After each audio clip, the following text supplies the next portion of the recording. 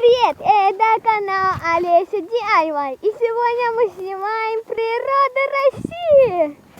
Ну, какую природу России? В селе Чермашном. Сейчас вы видите пруд. Красивый пруд. Только в нем иногда гуси плавают.